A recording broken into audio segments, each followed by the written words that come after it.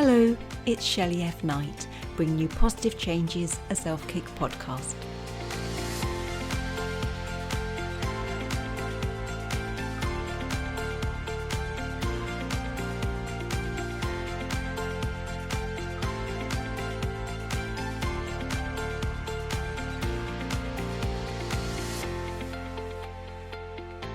So today on the show, we're joined by Aruna Krishnan, and she is a strategy consultant, author, and a podcast host. So hello there, Aruna. Hi, Shelley. It's so nice to be on your show. Oh, bless you. Thank you for being here today. Please do share your story about how you've created a positive change. Yeah, so I have to go back about 10 years to talk about that transformation. So about 10 years ago, I was really at a low point in my life. So there were some relationships that weren't going as I thought they would. And I just didn't know what was wrong or how I could rectify it. But it just put me in a really low point. I felt a lot of despair. And that's what triggered me to say that I need to figure out how to get out of this. And now that I think about it, I didn't even realize that it was depression, but it was depression. And I guess partly is there's not enough education about that. And I just wrote it off as, yeah, I'm feeling really down. I need to figure out what this is. But in a way, it's good that I didn't know that, because I looked to different options to solve my problem. And the first thing I felt was I needed to go the search the spiritual route, just to figure out, okay, well, how can I help myself feel better? And so I went to the library. So I was very good about going to the library, and I researched literally all the different spiritual religious avenues. And this was really interesting because I looked at Hinduism, and I'm a Hindu by birth. I looked at Islam, I looked at Christianity, I looked at Buddhism, Sikhism, you name it. And every book I read, at the end of it, at the core of it, it was like, it tells you that it's all really up to you, and the changes you make is in your mind, and you have the power, which was extremely powerful. I'm like, really?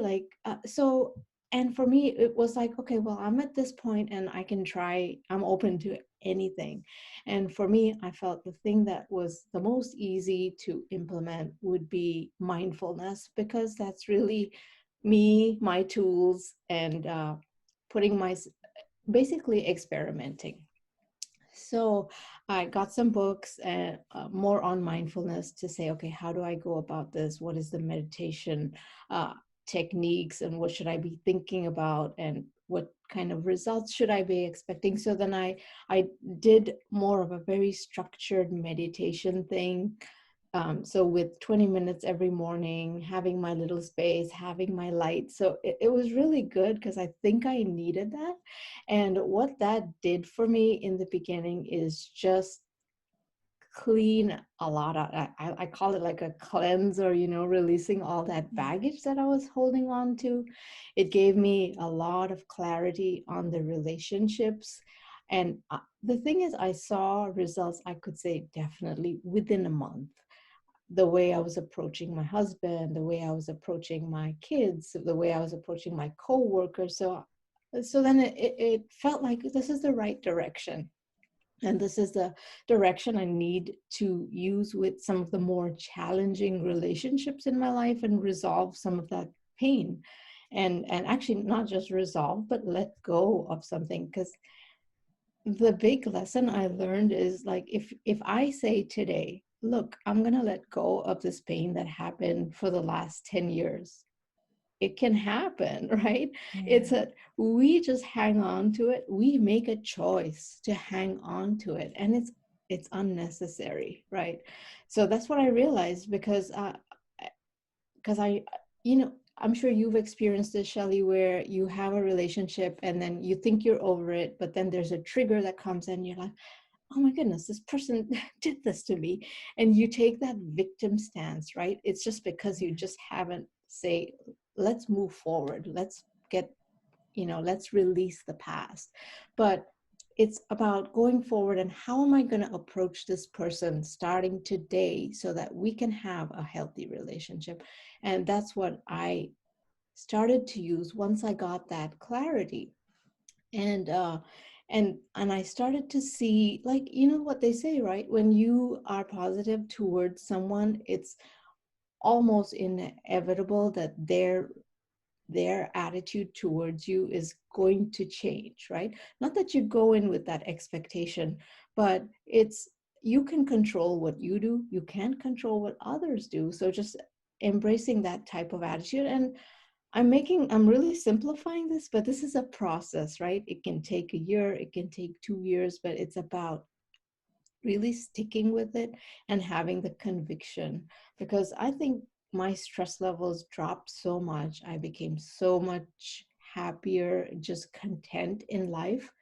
And then it really led me to even my own personal transformation beyond that, because it just gave me clarity. And life was not about what people tell you to do. Life is about what you want to do and what difference you want to make in your life and for others. I love that. I could really relate when you said, like, you got to that point in your life where you're like, I'm going to try it all. I had a year, I think it was 2013. And Aruna, Mm-hmm. I tried everything, sort of like cycling, exercise, baking, meditation, absolutely everything.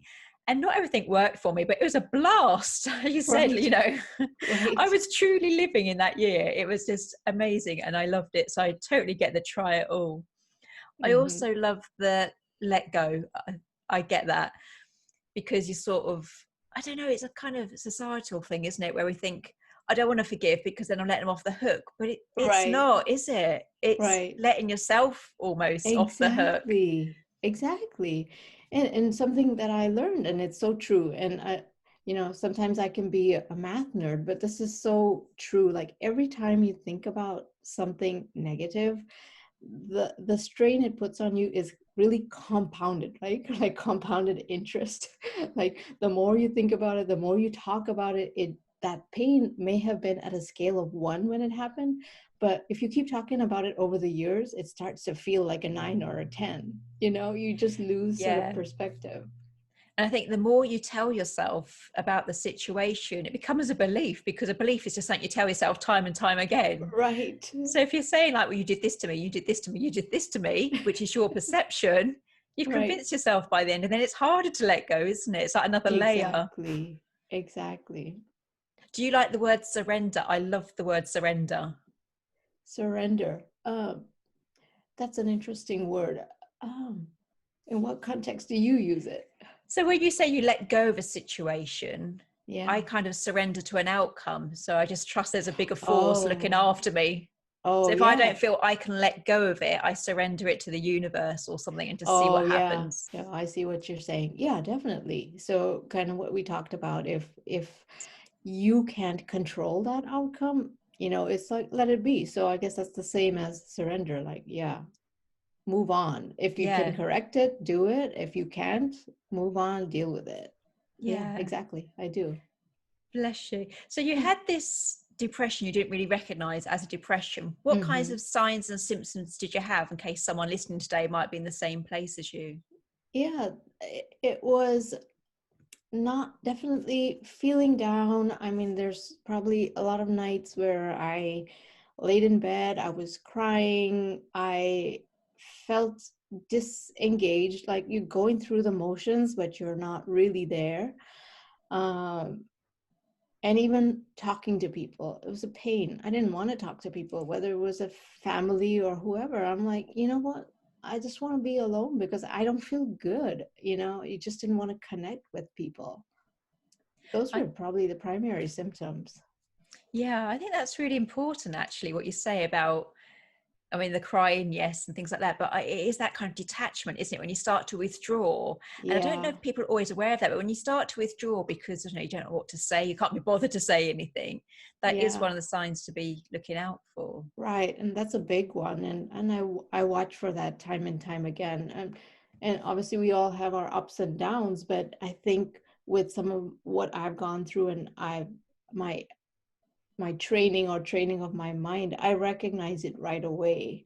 I'm not saying I'm fully cured. Yeah, there's certain days where, yeah, things don't feel so good, but then I recognize it and I have these tools to help me get through it, and I apply those tools. Yeah. Yeah, I love what you've just said there. Like, we still do have these days where it's just sticky, isn't it? Because people Right. always say to me, do you ever have a bad day or a duvet day, Shelley? And I'm like, absolutely. Like, Right. I probably don't do it for 2 days, if I'm honest, but I do have Exactly. bad days, but I just don't allow myself to go there for a whole week or something. Do you know what I mean? That's It's so right. true. Hmm. Yeah, you still have You those bad days.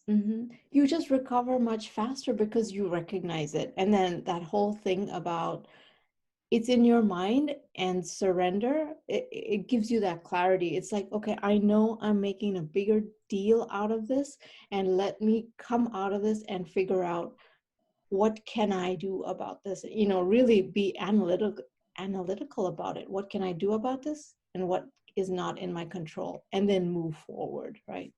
Yeah, and I think that's key, isn't it? Probably in life, really, about looking at what we can control and what we can't. Right. Right. Because you said about like letting go, and that applies there, because sometimes we always want someone to say a certain thing, like there's an apology or an explanation. We hold Mm-hmm. on to it, don't we? Like the broken relationships, we can't let go because we're thinking, well, I want this to happen. This is what my mind is telling me, but Right. no, yeah, we just make it Right. worse sometimes. And it's So, like, can I control whether that person apologizes or not? Can I apologize how I respond to them not doing it? And that's very yeah. different. Right. So there's two things there that I want to emphasize too with those expectations. That can just make you feel worse. So having those expectations just sets you up for disappointment, right? They're related. Higher expectations, higher disappointments. So and the other thing too is if you're expecting someone from someone else, turn that around and see like, well, what could have prompted this person to do it, right? Because you generally you're not trained to do that, thinking from the other person's perspective, because you feel like, oh, this happened to me, and it's always that victim mentality, right? And you Yeah. have to change your mindset to say, well, maybe that person's actually having a bad day, or what could be going on inside that person to cause that kind of reaction. So be a little more, I guess, empathetic towards what they're going through, or analyze. And not to say that everybody that does something that affects you in a negative way has a story, but more often than not, they do. And when you start to think about things in that way, it makes you more comfortable with that relationship. You know where they're coming from, and you don't take things personally. And in fact, I've seen like people that I've had these bad relationships with, I feel like, oh, now I want to help you because now I know what's going on with you and what makes you behave in this way. And um, I I feel not really I feel sorry for you, but I empathize with you and I want to help you get to a better place. I think that's beautiful. I mean, I talk a lot about people moving on from the past, that they often like are trying to control an apology or solution in the past. As you say, Mhm. it could be happening, like you go to work and someone you think is horrible to you. Yeah. But I love the way you put it, because almost like we never know what anyone else is going through. So when we're Right. reacting to what this person we think is peeing us off with, Yeah. it's probably because of our past, our experience. And they say they've probably got Right. their own battle going on. And it's nice how you turn it Exactly. around and think, actually, what is it mirroring for me, or what is their Right. battle? And it's Right. beautiful. Right. And I think that has solved like two critical relationships in my life. I mean, without naming those, but it's I struggled probably with those relationships for a good 20, 15 years, just not understanding. And probably it's maturity. And it really took me to get down to that point and search for those answers. And then I realized, oh my goodness, these people have so much baggage that they're hanging on to. And, people put on this defense mechanism. Let's say there's two type of people that have been hurt in the past. They put on this armor, and now it's like anybody they react with is like, everything has to be my way because I've been hurt in the past. Yeah. So when you see that people are doing that, you're like, okay, chill, like, you can let go. You're dealing with me. I get it, and try and help them, relax, and maybe even talk them through some of that past. Because I know that's what I was doing with this one of these relationships where, like, I see you have all this pain. You got to let go. Look at what all you have going on right now, all these positive things going on. And you can certainly try and help, but at the end of the day, that person needs to be willing to accept that help, because the truth is some people love to keep hanging on to being the victim because that's how they get attention. But I heard this quote the other day when I talked to someone who went through something similar, and he said, don't be a victim, be a victor, which I think that's such a great quote, because that's really how you come on the other side. That's brilliant. I like that a Yeah, lot. Yeah, because I was right, thinking, like, don't be a victim, be a helper. But yeah, that's got a real ring to it, hasn't it? right. So, Flesha, you talk about mindfulness, and to Mm. me, mindfulness is about being in the moment, the Mm-hmm. power of now, and all that. Yeah, And I often, when I talk about it, I say it's being in the moment, even if you don't like what's happening in the moment. right.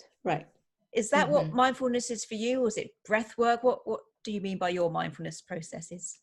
Yeah, so for me, yeah, definitely mindfulness is about being in the moment and being aware. I think awareness is a big thing. So what is my body feeling? So being able to train yourself, so that meditation trains you to recognize everything that's going on with you the moment it happens. So I did like the very structured meditation for close to 2 years. And then I realized, like, let's say if I'm getting upset in a situation, I can feel it. It's almost like, like there's little beep, beep, beep, beep, beeps going on in my head. And it's like, okay, look, you're getting upset. And does it warrant you getting upset? That I can stop myself right there and, remove myself from a situation, or just say, hey, give me a few minutes, because you're recognizing these symptoms in your body, your heart rate's going up. And so you can stop yourself before you reel out of control. So for me, mindfulness, it's a big about being aware about yourself, about your surroundings, to the point where something really simple is like you're walking to work or you're driving to work, but you can hear every single thing. It's that clarity of being in that moment and not just daydreaming and driving. You're on autopilot. It's like, be there. And even when you're around people, to be able to pick up those vibes and that energy, there's really something true to that, where it makes you a smarter person. Be aware, like they use the expression, read the room, but you can't read the room if you're not there, right? Yeah, So yeah, that's what it's about for me. I love that because, like, as you say, it's mindful. So it's like, what's going on in your mind, but you're taking it down from the mind into the physical body. Yeah, it's like fully awareness. I think mindfulness is definitely the full body, right? Full body, soul, and mind, right? We should rebrand it as mind bodyfulness. I quite like that. Yeah. So it's a lot of almost like an energy work to it, isn't it? Because I always talk about breath work and being aware of where you are. And I don't know, Mm-hmm. awareness is a key in a lot of like personal changes. We need to be aware of like who we are, where we Mm-hmm. are, how we're Mm-hmm. feeling, stuff like that.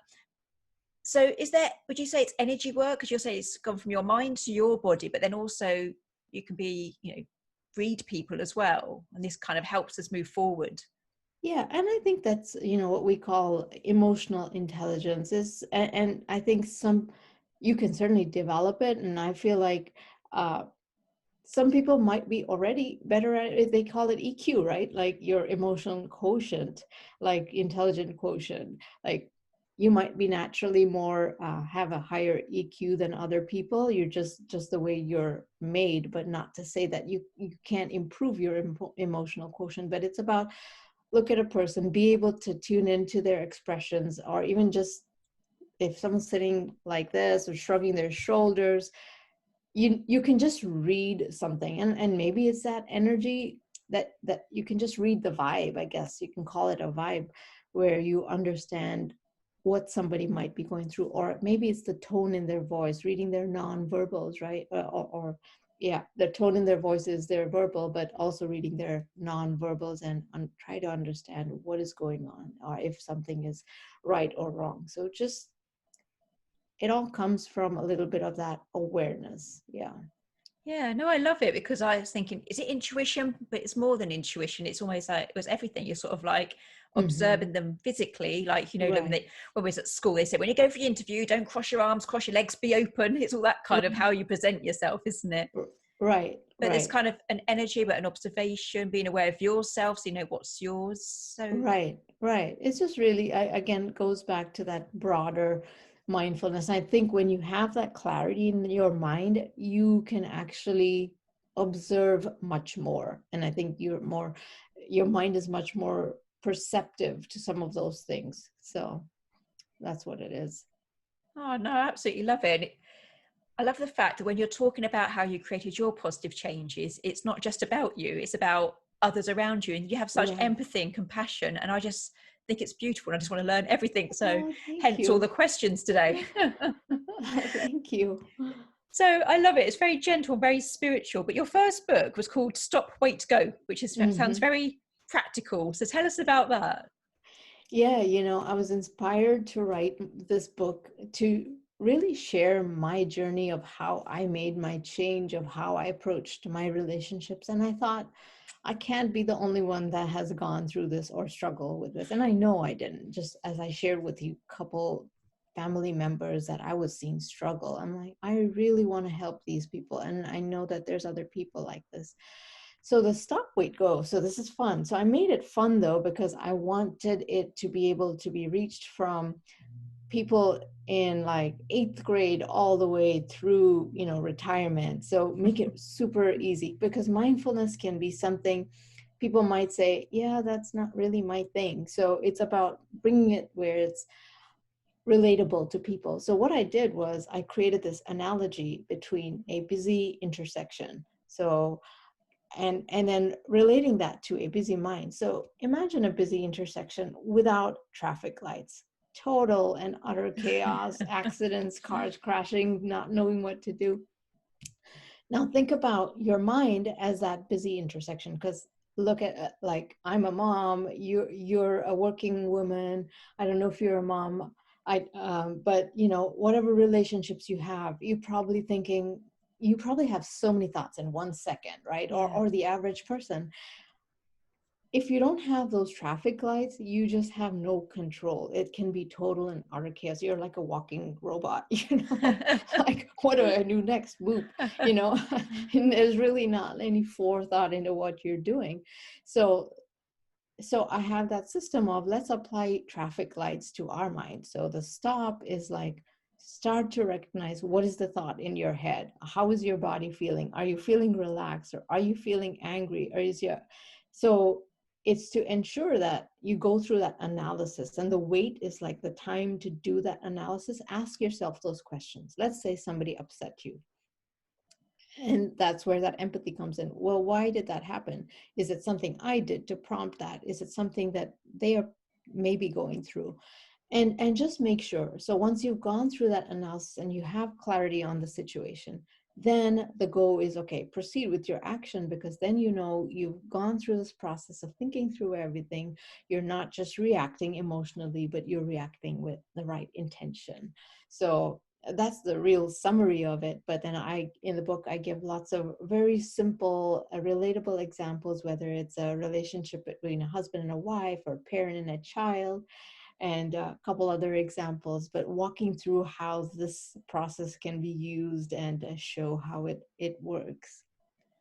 I think it's so valuable. I have a friend, Doug, and he says the most beautiful thing, that in the time there's a pause in between when someone says something and when we react, and in that pause it can be life changing. And that's what Oh you're yeah, saying, right. like, just stop before you react. And he says it's life changing, and it's true, isn't it? Absolutely. That's exactly it. Yeah. I mean, Taking I don't that time. yeah, I mean, don't want to be robots and like thinking like, stop, not going to respond, but we do react very quickly. I know that's part of the human mind, that we do react. Right. but it can also train the mind. It's brilliant, isn't it? Right, exactly. And the thing is, so, and I talk about this in the book too, is initially it might seem like, okay, this seems unnatural. I can't go through life like this. But the more you practice it, it becomes instinctual. So it might be a fraction of a second, but you've gone through that analysis in your head, right? Yeah. So initially it's like an intentional, okay, I need to give me a second here. Let me deal with myself. But the more you do it, it becomes pretty instinctual. And it can be hard. I don't think it's going to be an instant skill, like you're saying, Right, like in that exactly. busy intersection on a really busy main road, or, you know, your kids are going, mum, mum, mum, Yeah, mum. And right. you're thinking, right, I'm going to do my stop, wait, go. And the mum's, you know, they're putting your leg, wanting crisps and all this kind of thing. The dog's barking. And it is Right. hard to get that pause and that clarity. But as you say, Right. it will come. Yeah. Yeah. And it's like put things in perspective. And it's really also like saying that definitely I've dealt with the kids and everything coming at me at once. It's that energy you give out also helps calm that situation. So in the sense that how I react, say, okay, kids, give me a second. Let's deal with things one thing at a time. So literally slow down the way you talk, and then they'll realize it, like, okay, because if I talk to you like that, like with this type of voice, you're not going to talk back to me like blah, blah, blah, blah, blah, blah, blah, right? Because you want to talk back to me in the same way, because that's the tone of our conversation. And it is kind of funny, when I used to do that initially, my kids were maybe, yeah, they were younger. They were 6 and 9 and something like that. And they're, they noticed it because I was intentionally extremely slow.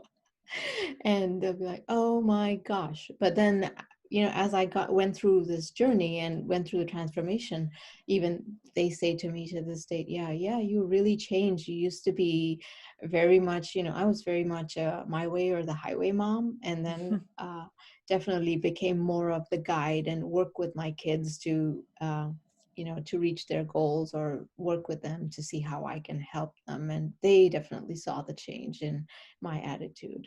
uh, yeah. I love that. I think that was really honest of you to say that. It's like, I used to be like this kind of mum, but now I'm like this, because, Right. we do have the bad days, or like yourself, we've gone through, months and years of being that way, but we can still Right. change. It's never Oh, too late. absolutely. Absolutely. And I think that comes with you wanting to change. And that's the biggest challenge, right?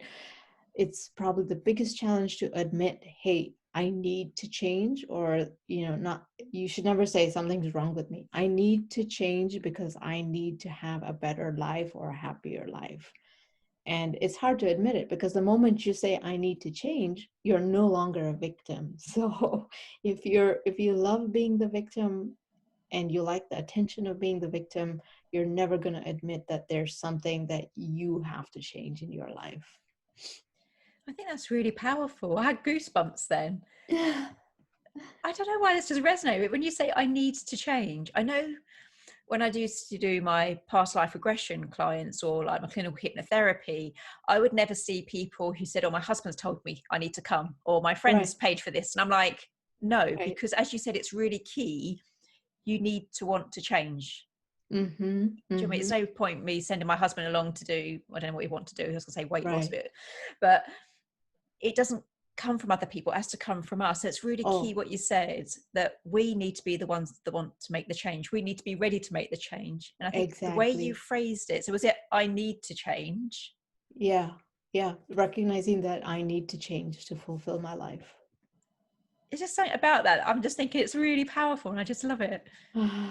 Yeah, because, and maybe I say that because I've seen people that don't want to admit that. That's the biggest thing for us to admit, that, we always make excuses like, oh, I'm human, I'm human. But, having gone through change myself, like, honestly, the person that I was 10 years ago, and even people that I had met in my childhood, they came and they met me, and I used to be much more of a different person, maybe not so much out there. I had it all in me, but, I was very reserved, or, maybe shy to some extent. But that was what I projected. But until I found myself, they came and visited me like, oh my goodness, like you've changed. Because I think I just had this freedom. You get this freedom from when you discover who you are and the power of who you are. And when you're happy, I guess you can just tell that when somebody is happy and comfortable with themselves. But yeah, going back to that, it's important. I mean, somebody won't change unless they admit that they need to change. Yeah, I guess that's the thing. First step. Yeah, no, I love it. And I think it's really important what you said, that even when we change, Yeah.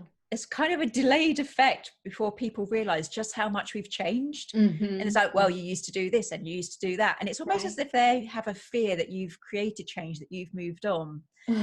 And there's a great quote, I think it was on Pinterest, from a Pinterest the other day. And it's like, if I've not seen you in 2 years, let me reintroduce myself. And it's quite feisty, but it's like, we are changing all the time. Or maybe we should say, if we recognize the need to, we've changed, but people still hold us as they remember us. Right. And so it's really interesting that we discover ourselves, but then we have to reintroduce ourselves if those people are still with us as we carry on, isn't it?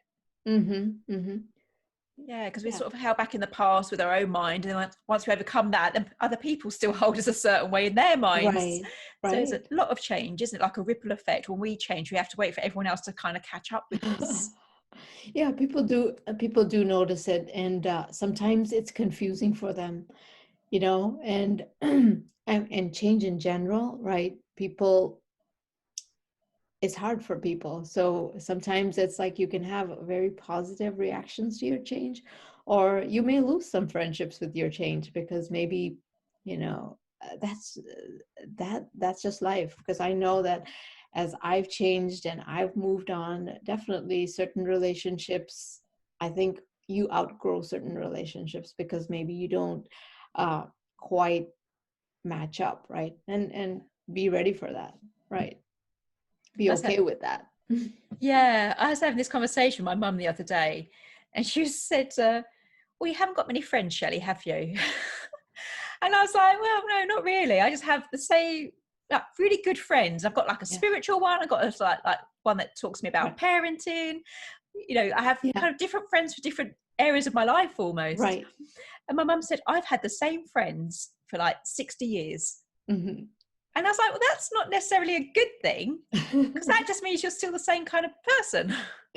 Whereas my friendships do change. I mean, I'm not saying it's a right or a wrong, it was a mere observation. So my mum's got the same friend she's had for 60 years and they still get on, still have the same conversations. Whereas I have different friends, a lot of connections, because I'm always changing. I'm a very curious soul, Aruna, and I'm always sort of thinking, let me try this, try that, try it all, like you said at the beginning.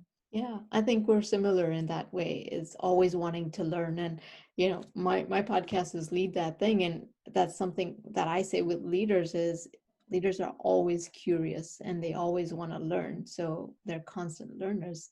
And obviously you have this podcast and you're trying to bring, you know, enrich people's lives. That's your leadership, and that comes from your journey and recognizing this need to educate people and help them be happier. So kudos to you, Shelley. Oh, bless you. It came because I think I used to be shy, like you was trying to phrase it earlier, like, am I introvert, am I shy? But it was after a horrible life-changing event, a real challenging time psychologically. And it's what we call a semicolon moment, where I could have chosen to end my life, end my story there, but I found the strength to carry on. And at the time, and even looking back, I think, how the hell did I? But the fact I did, and I've got tools that I used. I just think it would be really selfish not to share that. Exactly. Do you know what I mean? I'm not saying I'm like a guru, but I just think if I can help save lives or change lives, then that's kind of a service that I'd like to do in this life. So not everyone's a book reader, so they might not buy my book. So then I do the podcast and I'm on YouTube, you know, but I just think I've gone through a really sticky time, a time where I didn't know how to make it through, or if I even want to make it through, really. But the fact I have is why I do what I do. We're like twins, honestly. Our stories are the same, really. Oh, wow. And we found each other, which is so cool. Yeah. Oh, see, I'm an only child, but I've got a soul sister now. I'm happy. Exactly. Bless you. Now you're way ahead of me because I've got book number 2 coming out next year, but you've actually written 3 books to help people. So you've got the Stop, Wait, Go, and then you've got Unpuzzled. Tell us a bit about that one. Yeah, so Unpuzzled, the inspiration of that came from when I learned how to solve a Rubik's Cube, right? And so my son is like a speed cuber, and I said, hey, I got to try this out, because I tried it out before I had kids, and I'm like, no ways. And so I went through this process, and I figured out how to solve it. And obviously there's a solution. I referred to the solution, but then the first time I solved it without referring to the solution, what I realized, and this is, again, the mindfulness kind of comes in because you start to recognize patterns, right? So Unpuzzled really talks about 4 P's, which is like a universal way to approach a problem. So first P is recognizing those patterns. Second is having the patience to, follow through with the problem, because problems don't get solved overnight, more often than not. And then persisting. So that is like more about your will, right? I am going to keep working through this until I get through resolution. And the final P is practice. So the more you practice problem solving, the better and more natural you get at it. So using that framework, I show like universal problems and universal contexts on how we can apply those 4 Ps, along with a tool on, okay, how do we document our problems? How do we know we're making progress towards our problems? So really bringing that scientific aspect to problem solving, because as people and as leaders, we need to constantly solve problems. And it's not like, let's not look at it as this whole thing, because it makes it harder for us to solve problems. Let's break it down. And I think the first step too ties back to being aware, right? Recognizing the science and then break it down. So that's really what the second book goes through. I love that. I love the 4 Ps. And just, this is of no use to anyone whatsoever, Aruna, but I've never done a Rubik's Cube in my life. I know what one is. I've just never completed it. I've never won a game of Monopoly, and I've never done a Rubik's Cube. I was kind of the naughty kid that used to pick the stickers off in hopes of trying to find it. Yeah, that was me. Oh, bless you. I've absolutely loved speaking to you today. I'm glad I found a soul sister. I'm a happy woman. Same here. But it's just beautiful. I just think so many people are going to relate to you from that sort of like that depression, which you didn't recognize so clearly at first, but then the steps, the mindfulness, the puzzle solving. I've absolutely loved connecting with you. Thank you so much. Oh, thank you for having me on, Shelley. This was great.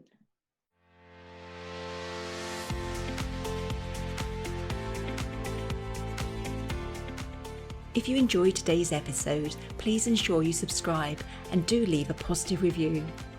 If you would like to create your own positive changes, head on over to shelleyfknight.com and you can buy yourself a copy of Positive Changes, a self-cookbook.